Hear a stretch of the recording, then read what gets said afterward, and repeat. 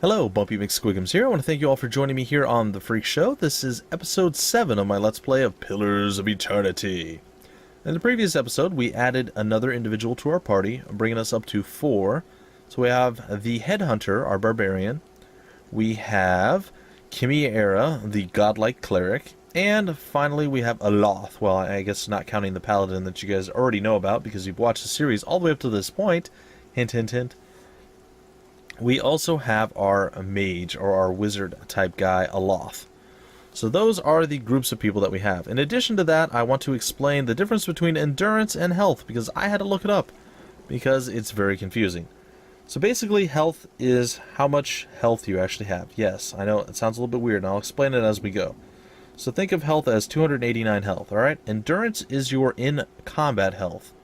So basically, whenever you go into combat, if we're Hammy Hampton, we're rocking 58 health, okay? We go in there, if we take 57 damage, we survive with 1, that's fine. That'll all be restored before the next combat. However, say we took 57 damage, that will actually be removed from our 289 health. Every time we take a point of endurance damage, we also take a point of health damage. The only way to restore health is to rest. So basically, you have your in-combat stuff. If you get knocked all the way out, you don't die, but you get knocked down, and you have to survive the battle with the rest of your party members. And then you'll get back up, and all that will be restored. Your health will not be restored. So as you continue to do battles, you can probably go through, get like 10-15 damage per battle on endurance, and keep going, and it's not really affecting you, But slowly, your health is going to start ticking down, and the lower your health gets, the more negative effects are going to pop up. It could reduce your stamina or your endurance. It could reduce your damage, your accuracy. Lots of negative effects. So you need to keep an eye on what is actually debuffing you down here, and how much health you actually have. And well, in combat, you need to obviously monitor your endurance. So here we are. We have our beautiful little feathered hat, and everybody else is looking mighty fly, as they say. And it looks like we've earned 3 level ups, and this is a new skill that we didn't have before: the Crucible of the Soul. We can use it once per rest. It looks like, I don't know how this works exactly. It's a 1.4 meter radius, I guess, from our caster. Is it a spell interrupt? It says interrupt 0.5 seconds. I don't know what that means exactly. I apologize, guys. I don't know everything about this game. This is a blind playthrough, so we're learning as we go. But it looks like it drains 10 health as burn damage. Whoa, 10 health as burn damage, and it goes into our endurance. Plus, we get plus 10 accuracy or something like that. I don't know exactly, guys. That's fine, but we have a new skill there, and we're going to level up. I kind of already did this, guys, but I had issues. There were distractions, so I'm re-recording. I didn't get very far. I got maybe 5-10 minutes in. So basically, I did this first part where I've actually gone through and leveled everybody up. So I kind of know what I want to do with the level ups here. I want to do athletics and lore on him. And I want the Flames of Devotion. Basically, it causes our weapon to burst into flames, adding an 100% burn damage for my next attacks. I can do that 2 times per encounter, and basically it hurts a lot for the enemy. It does burn damage, and it's pretty good. I'll show the other 3 things. An increase in accuracy. We move faster, and we get bonus defense while trying to disengage from enemies. And the endurance is basic damage reduction.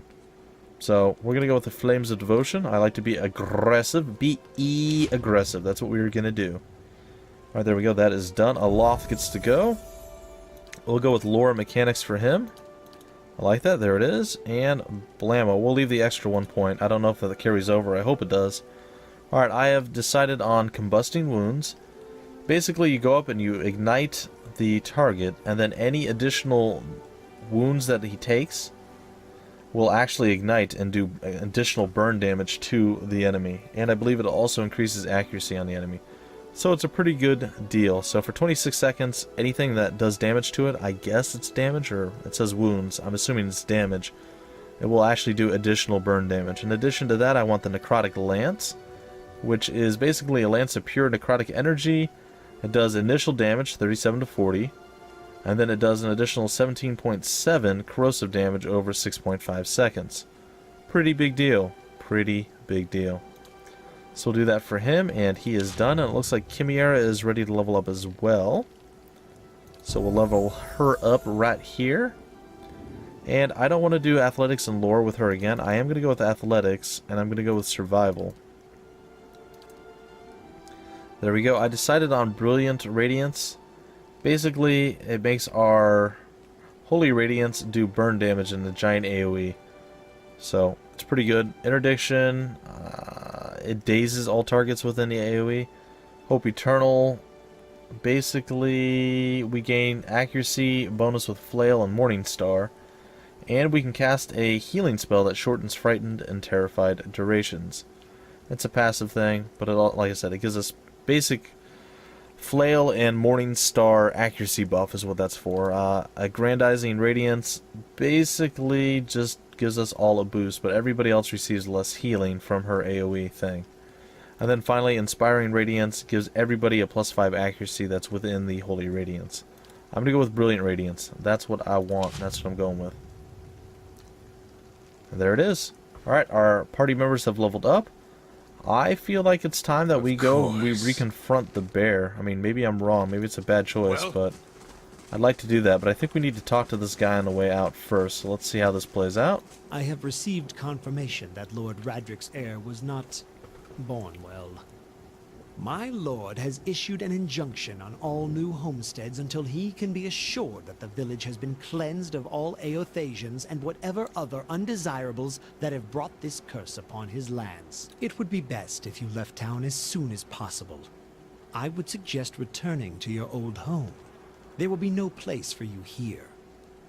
You may stay at the inn until you can make the necessary arrangements, but I would not advise remaining long. I expect Lord Radric will be most thorough in his efforts to purify this place. Okay, well, why don't you tell me more about Lord Radric? He comes from a line of nobles who have defended these lands since the Adiri times. Radric II was an early supporter of the Deerwooden independence during the Revolution, and the current lord's father perished in the Saints' War. Hollowborn began appearing in Deerwood shortly after the war's end. Lord Radric has taken it upon himself to purge the curse from Gilded Vale. His measures have been severe, but necessary. Unfortunately, it doesn't appear to have been enough to protect his heir. It was the Saints' War, our age's most egregious example of man's madness. 15 years ago, the people of, what was it, Reed Suris? Sure. Reed Suris, or Riad Suris, something along those lines, guys, I apologize, decided that Waidwin, their living saint, was the literal incarnation of the god of Eothas, or, yeah, Eothas, something along those lines. Eothas. Urgient wrinkles his pinched nose. This supposed saint took it upon himself to liberate the Deerwood, supposedly from allegiances to less worthy gods. But I've never known an army to conquer a land for its people's own good. The war lasted about a year, but you can guess what that year did to the worship of Eothas in the Deerwood. Lord Radric's forebears, had all been Eothasians, but after his father fell defending us from those fanatics, he personally saw that the Temple of Eothas here in town was shut down. He points to at a few ruined walls near the tree. I would have just gone with ruins personally, but If you have any other questions, blah blah blah blah blah. Alright, I'd like to know more about the Gilded Vale. We're a frontier village, as are most settlements in the Deerwood. Gilded Vale hasn't grown much since its establishment in the colonial days, and the last 15 years have seen our population shrink further. He takes in the ramshackle houses and half-fallen fences, hence our recruitment of fresh settlers. Aloth snorts. Indeed. Why has Gilded Vale's population been shrinking? Waidwin's legacy, of course. Many women have had a difficulty bearing healthy children of late. A few years ago, Lord Radric decreed that no mothers of Hollowborn are to be allowed in Gilded Vale. His mouth tightens into a firm line. His lordship dealt swiftly with the objectors. It may be harsh, but if it purges us of this curse, is it not worth it? Tell me about the ruins behind the trees, or the tree. That's what's left of the Temple of Eothas. His lips pucker. Lord Radric forbade worship of the dead god after the Saints' War. It's been abandoned for almost 15 years. But there are plans to rededicate it to Barath, the god of life and death. Well, that's enough about that. This is an outrage. I came a long way. Then you should have no problem continuing on. Trust me when I say it would be best if you were not here when Lord Raedric's men are dispatched from his hold. They will be looking for anyone who might have brought the legacy upon us, whose very presence might have polluted his wife's womb. They will extinguish all possibilities. Well, goodbye to you, sir. I say good day, sir. What is it? Alright, let's get out of here. Let's go deal with the bear. I'm pretty sure we've got enough now. And I think, yeah, look at this.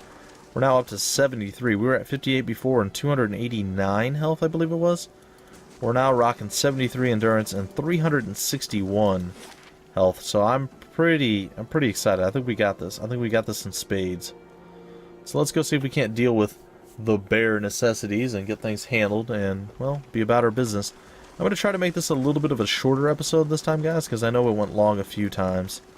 So we'll go maybe like 23 minutes in, 22, something along those lines, and then we'll... Ooh, I missed a settler's arrow. And then we'll continue on from there. So the bear cave is up here somewhere. Alright, we're going to go into normal mode.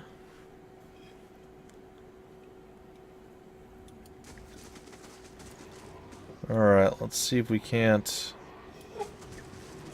Oh, the bear is on his way. Alright. So I'm going to do first is move him there. Yes. I'm going to go charge the bear down with our boy.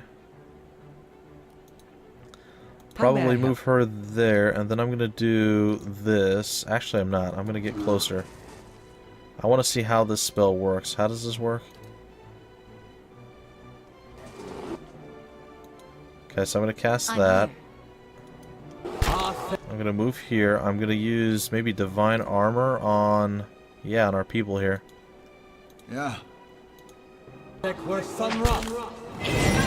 Okay, Divine Armor is up. Yes. We're doing okay right now. I'm going to use my fire weapon attack thing. Okay, we cast our first spell. I'm going to move over here. Going to try just our regular nukage. I don't know what my guy is doing right now, but it's okay. As long as he starts doing some damage, I am more than fine with it. Actually, we're getting wrecked a little bit here. Let's use a magic missile spell or something along those lines. We'll turn that bad boy on, and hopefully our barbaric rage will be able to get something handled there. I'm going to throw a heal on myself, which could be problematic. Sometimes it is hard to click on yourself when you're trying to cast a spell. Lay on hands.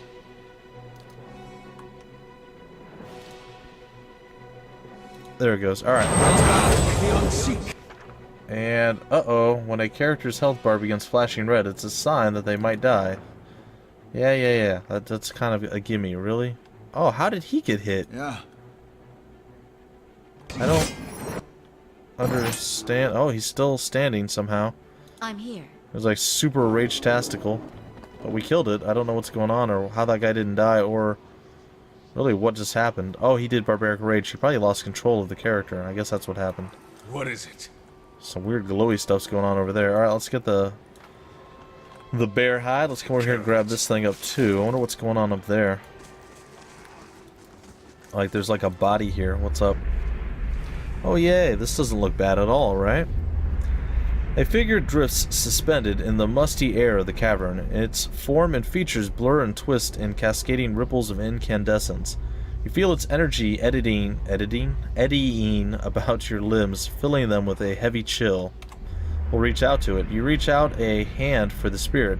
In the moment of contact, you feel as if you have been struck a blow, head reeling as you tumble helplessly into a waiting darkness. Okay. Light blooms at the edges of your vision. You feel the sun at your back and the weight of a bow in your hand. You know, suddenly, that you have come a long way from the vale hunting deer. Now, you are standing before a cavern, and the darkness extends far into its depths. Even so, your friend strides out before you, his red cloak flapping at his heels. You follow, heart hammering in your chest as he leads you deeper into the cavern. There is a roar like thunder echoing around you. Fear seizes you, casts you stumbling back toward the exit, towards light and escape. You see a glint of steel, and there is a sudden, terrible flash of agony behind your knee. You scream, stumble, fall. Your thoughts are chaos lanced through with pain, but in a moment of terrible clarity you see your friend look back from the mouth of the cavern, his dagger daubed in crimson to match his cloak. And then there is a great, dark shape above you, and then there is more pain. The vision recedes, and you are thrown back into yourself with seemingly resentful force. The corpse lies at your feet, and the specter lingers. In the span of energy between you both, you feel a sense of questioning, of confusion, of anger. I met him on the road, your friend. Apparently we can't do clergymen. You were betrayed. Only a fool couldn't see it coming. You're dead, spirit. There's nothing for you here. I met him on the road. A sudden, lashing anger emanates from the spirit. Rage and grief seems to pour from the gleaming figure like smoke. I'll find him and see that he answers for what he's done to you. For a moment the spirit seems to burn bright, and your head fills with a sickly triumph. The spirit seems to weaken with the force of its own exaltation, growing fainter and fainter until you are once again alone. Alright, there we are. I guess Thornton was a bad dude. He killed his buddy.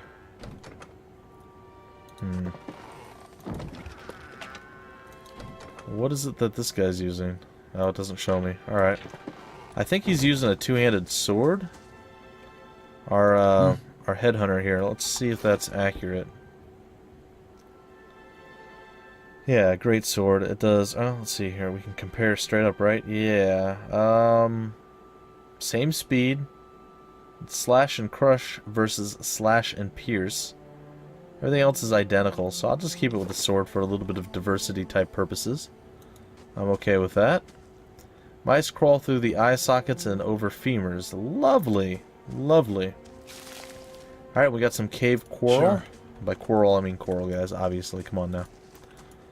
We don't need to start fighting, like, inanimate objects. Why? Oh, we only selected him? Really? That's... Yes. Meh. I'll take care of it. Meh. Bad Sure. Bumpy is bad.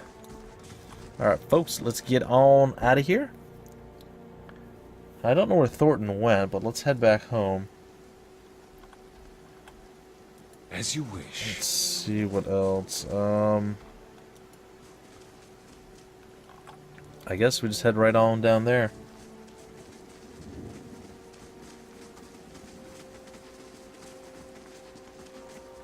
Let's see what's up. Sorry, guys. We're wandering there. My wife did message me, and I was just making sure like she wasn't like on fire or something. I had to go address it right away.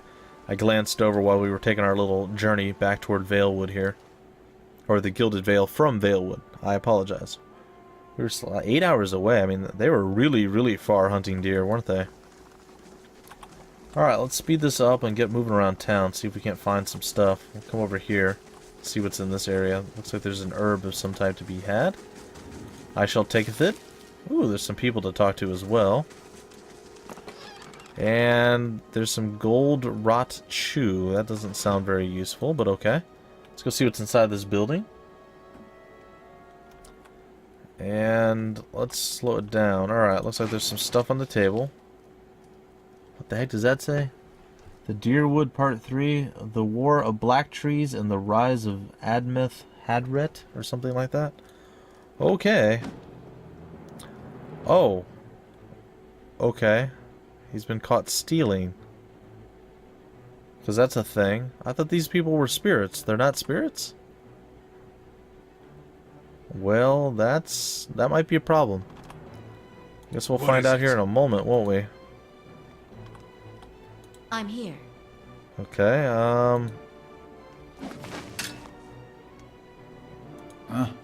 let's go after you. How may I help? I think we'll cast... Actually, I think we're gonna go over here. Yeah. Alright, I think we're good. Aye? And I think I can probably cast this and hit both of them right now. Yes. Looks like some of my spells are at least viable to cast on multiple people. Wow, we dropped that person pretty quick. The goal wasn't really to steal there, guys. I thought those were spirits. I didn't think they would mind.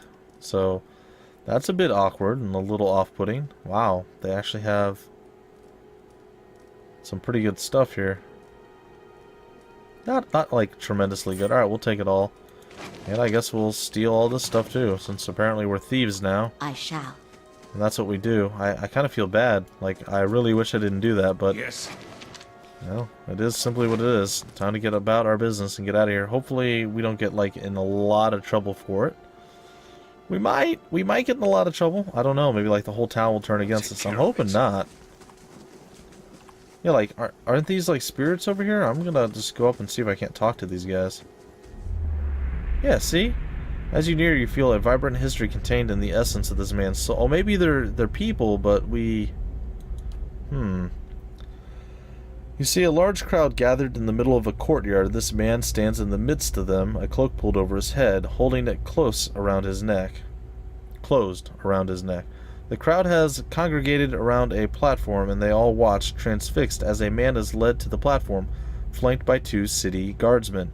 The man is shackled hand and foot, but carries himself as a nobleman, not deigning to even glance at the crowd. The cloaked man pulls his cover closer around his face and turns to leave, hunching over to avoid being seen. A crier on the platform unrolls a parchment and begins to read, but the man pays no attention, intent on getting away from the courtyard. The crier's voice grows louder and more intense as he reads, and voice from the crowd starts to punctuate his sentences. Huh. That's kind of an odd thing. Whatever. The jeers and shouts grow more frequent, and with each one, the cloaked man flinches and his shoulders droop.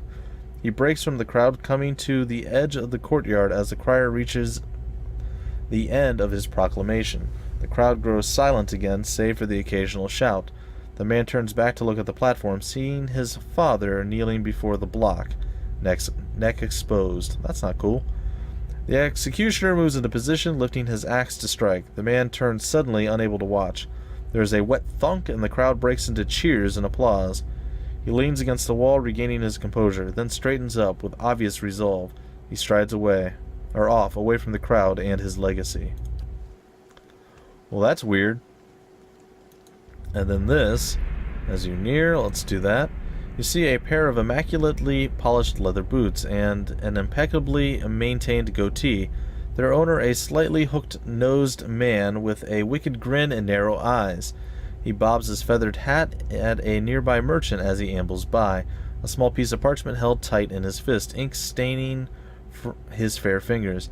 He seems to know most of the merchants in the market, stopping to engage some, nodding at others, and even bartering for minor goods with a select few, always smiling, laughing, and exchanging jibes. He approaches a heavy-set smile plastered stiff across his face and jokes about the weather. She jokes back, subtly palming his several gold coins. When he walks away, the paper in his hand is gone, and the smile on his face far more genuine. He tips his cap to her, winking, and trundles off with a new spring in his step. Trundles off. So here's my question. Alright, we can do all that, but can we actually talk to these people after the fact? It doesn't look like it. It's like they're there only for that one reason. It's a bit weird. It is a bit odd. I don't know. Well, it doesn't appear like there's anything to do over in this general region. So, you know what, guys? I think I'm going to break off the episode right here. And we're going to hope for the very best. And maybe getting done with the town in the next episode. If we can manage that, I will actually be quite excited. I'm going to go steal those mushrooms. And in the next episode, we will return to wherever we're at and whatever it is that we're doing. We'll come over here, and things will be sweet, sweet, nice style. Either way, guys, that's going to do it for me here at The Freak Show. I will see you guys next time with more Pillars of Eternity. Until then, my name is Bumpy McSquigums, and I will see you later.